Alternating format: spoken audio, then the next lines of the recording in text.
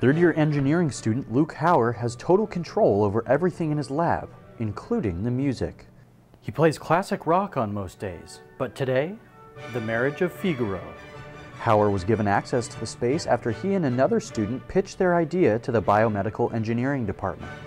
Their aim? Create an electric motor out of nylon wire.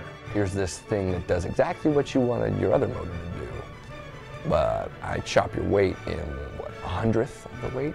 After winding the fishing line, as Hauer called it, into a coil, a current is run through the wire, which makes it contract even under extreme weight. We call them synthetic muscle fibers because all they do is pull. They just contract, just like muscles. So we got one here that was already spun. So this is one we just spun. This one's been spun for a while, so we can give that one a shot. And we can push this back. This should break. Now, watch closely. The thread contracts ever so slightly, just like a human muscle fiber. And you have something that can lift 5 times what that motor can, but it weighs 1,000th of what it weighs, and it can't hurt anybody. It's light. You know, I think it's a beautiful thing where you can take a lot of risk out of a lot of things. Mostly in manufacturing, I think there's a lot of space for this.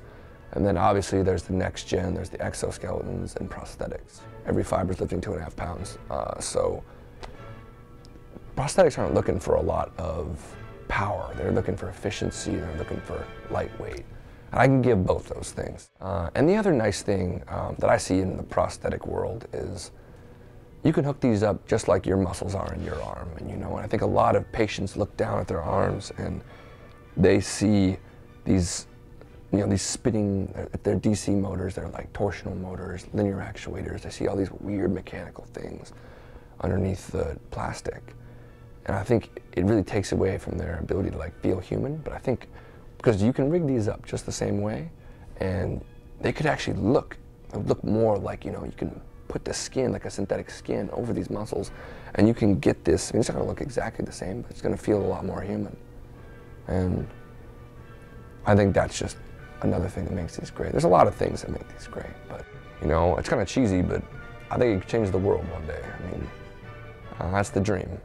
Hauer and Fumera are keeping the projects under wraps for the time being as their patents are pending. The pair plans to have a working prototype by the end of the school year.